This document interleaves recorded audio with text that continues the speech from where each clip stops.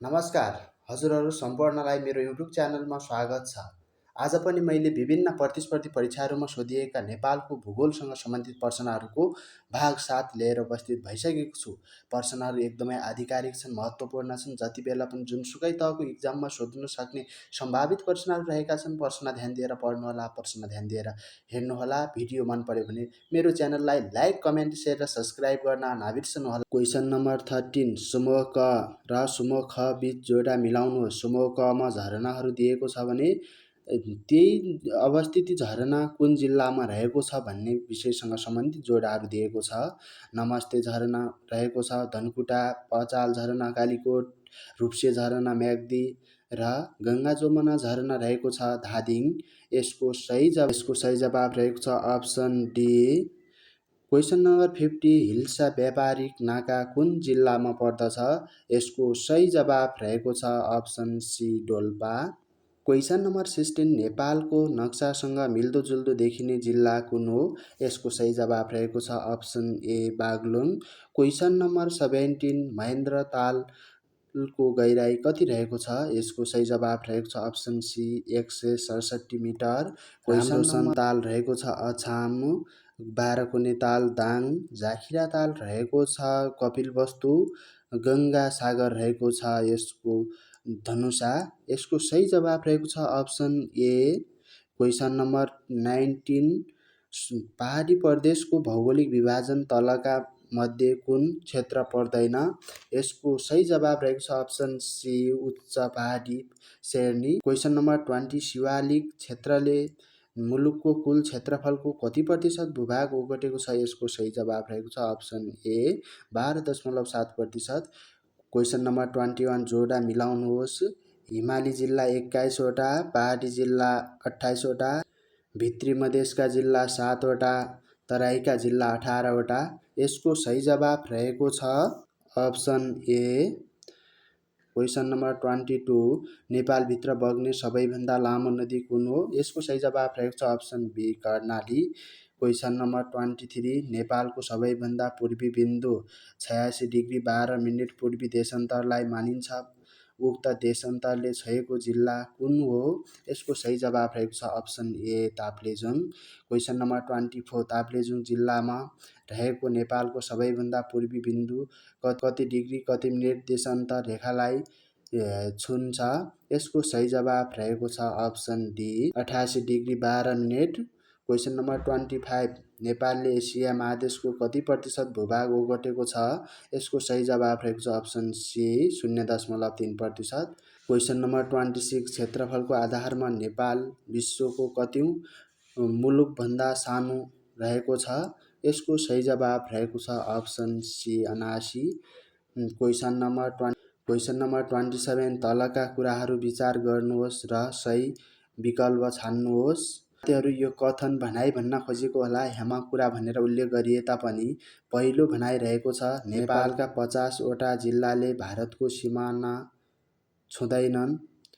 चीनसँग नेपालका 13 वटा जिल्लाले मात्र सिमाना छोएको छ। नेपालका 6 वटा प्रदेशले भारतको सिमाना छुन्छ।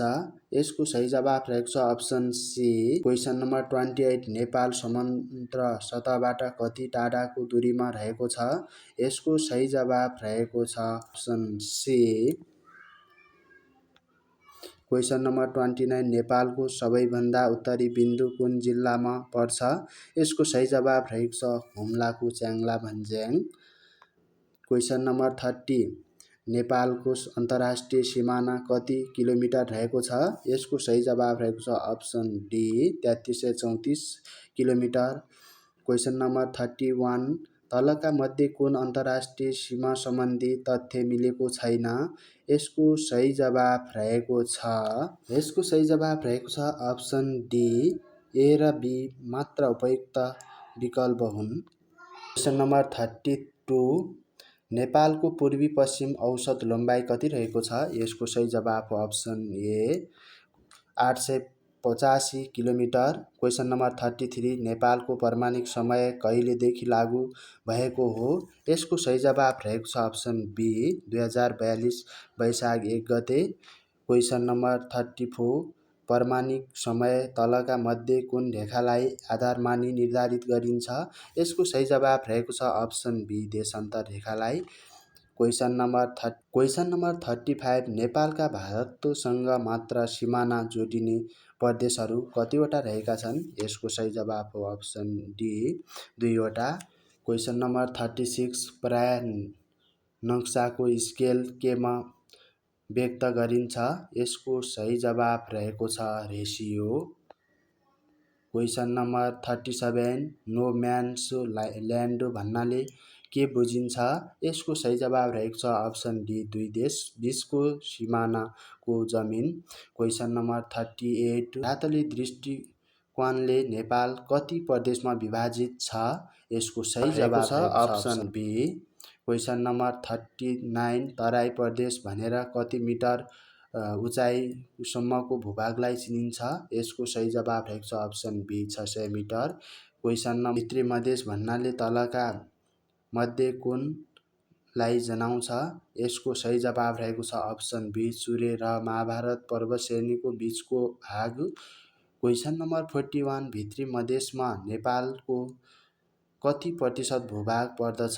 यसको सही जवाफ रहेको छ अप्सन सी 8.5%। भित्री मधेसमा नपर्ने जिल्ला तलका मध्ये कुन हो? यसको सही जवाफ रहेको छ option D Rautahat. Question number 43 तल दिएका भित्री मधेसमा पर्ने जिल्लाहरूमा पूर्वदेखि पश्चिमको कुन क्रम सही छ? उदयपुर, सिन्धुली, मकवानपुर, चितवन, नवलपुर, दाङ, सुर्खेत।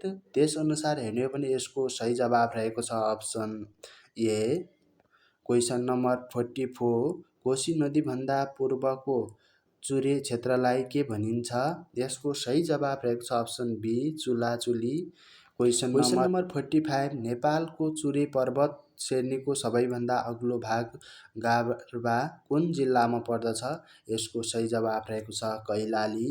क्वेसन नम्बर 46 राष्ट्रपति चुरे तराई मधेस संरक्षित कार्यक्रम कतिवटा जिल्लामा फैलिएको छ? यसको सही जवाफ रहेको छ अप्सन बी 37वटा जिल्लामा फैलिएको छ। क्वेसन नम्बर 47 महाभारत पर्वतमालाको सर्वोच्च शिखर कुन हो? यसको सही जवाफ रहेको छ अप्सन डी यो दोलखा जिल्ला पर्छ। क्वेसन नम्बर 48 नेपालको उत्तरी भागमा रहेको हिमाल पर्वत कुन प्रकारको पहाड हो? सही जवाफ रहेको छ अप्सन ए मोडदार पहाड। क्वेसन नम्बर 49 विश्वका 14 सर्वोच्च शिखरहरूमध्ये नेपालमा कतिवटा शिखरहरू रहेका छन्? यसको सही जवाफ रहेको छ अप्सन सी 8वटा। नम्बर 50 तलका मध्ये कुन हिमालको उचाइ सबैभन्दा बढी रहेको छ? यसको सही जवाफ रहेको छ अप्सन बी अपी हिमाल। क्वेसन नम्बर 51 नेपालका 8000 मिटरभन्दा अग्ला हिमालहरूको उचाइको आधारमा बढीदेखि घटी उचाइको सही क्रम कुन हो? यसको सही जवाफ रहेको छ अप्सन ए मकालु, सोयुङ, धौलागिरी, मनासलु, अन्नपूर्ण। क्वेसन नम्बर 52 उचाइको आधारमा अग्लोदेखि होचो क्रममा मिलाउनुहोस्। हिमालहरूको नाम दिएको छ त्यसमा उचाइको क्रममा मिलाएर राख्दा लोच्छे, मकालु, चोयुङ, मनासलु हुन्छ। त्यसकारण यसको सही जवाफ रहेको छ अप्सन ए। क्वेसन नम्बर 53 निम्न हिमशिखरको उचाइको आधारमा सानोबाट ठुलोको क्रम कुन सही छ? यसको सही जवाफ रहेको छ अप्सन ए अपी, मनासलु, धौलागिरी, मकालु। नम्बर 55 नेपालमा रहेका 8000 मिटरभन्दा अग्ला हिमालहरूमध्ये अग्लो हिमाल कुन हो? यसको सही जवाफ रहेको छ सगरमाथा। क्वेसन नम्बर 55 विश्वको सर्वोच्च शिखर सगरमाथा कुन हिमश्रृङ्खलामा पर्दछ? यसको सही जवाफ रहेको छ Mahalangur option D. Question number 56 mount Everest नेपालमा सगरमाथा नामाकरण कसले गरेका हुन्? यसको सही जवाफ रहेको छ option B Baburam Acharya. Question number 57 सगरमाथाको सफल आरोहण गर्ने प्रथम महिला कुन देशकी नागरिक हुन्? यसको सही जवाफ रहेको छ option C Japan. Question number 58 Pasang Lhamu शेर्पाले सगरमाथा आरोहण कहिले गरेकी थिइन्? यसको सही जवाफ रहेको छ विक्रम सम्वत 2050 साल वैशाख 10 गते। Question number 59 goddess mother of world भन्नाले केलाई जनाइन्छ? यसको सही जवाफ रहेको छ option D Sagarmatha.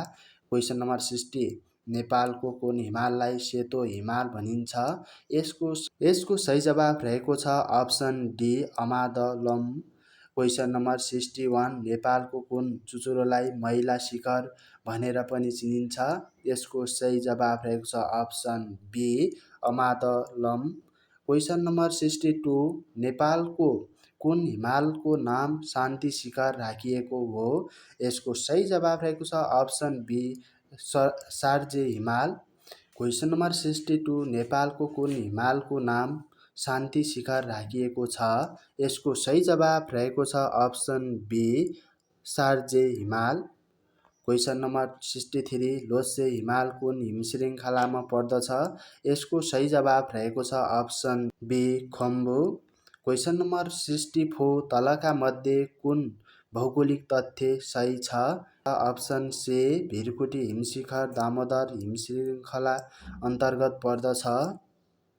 Question number 65 Bhairav टाकुरा पनि भनिने जुगर हिमाल कुन जिल्लामा अवस्थित छ? यसको सही जवाफ रहेको छ option D Sindhupalchok. Question number 66 जेठी बहुरानी हिमाल कुन जिल्लामा रहेको छ? यसको सही जवाफ रहेको छ अप्सन ए बझाङ। साथीहरू प्रश्नहरू एकदमै आधिकारिक महत्त्वपूर्ण थिए। हामीले छलफल गरेर आजका प्रश्न यहीँनिर सकेका छौँ। यदि भिडियो मन पर्यो भने लाइक कमेन्ट सेयर र सब्सक्राइब गर्न नबिर्सनुहोला। फेरि अर्को भिडियोको प्रतीक्षामा बस्नुहोला।